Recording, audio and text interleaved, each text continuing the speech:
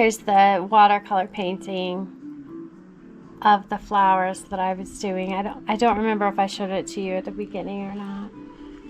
I'm just gonna go through and show you some of these drawings. The goldfinches, and they are finished. The sunflowers, and I went and put gold in the background.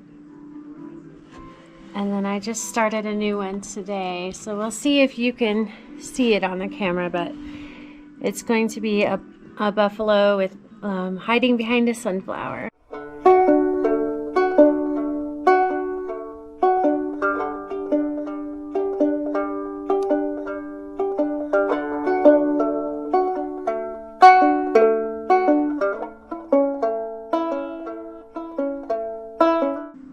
So I've been doing a few sewing projects lately, and I'm really sorry that I haven't been able to capture them on camera, but I've been really busy, and I've been doing things in a hurry, and I haven't had this space. Everything's just full of clutter, and I don't want to make a video with a bunch of clutter in it, so I'm doing that anyway. This is a Moana costume that I made for Rosie.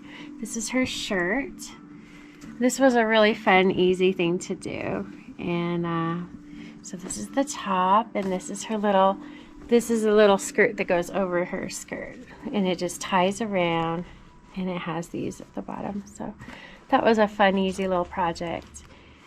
And then I also made a quick pair of pants. So let's see if I can hold. And it's just some cotton fabric that my friend had given me. She gave me a lot of fabric. So, yeah, so I thought these would be some nice cotton pants. And I tried doing this smocking with the elastic, and I've never tried doing that before, and I didn't know if it would work. But it seems like it's working really well. So what I did is I sewed the elastic in like I usually do, and then I went and stretched it out and sewed over the elastic. And then in between the two seams, I took a safety pin and I put the string through. So that's what I did. So yeah, I'm pretty happy with how those turn out too.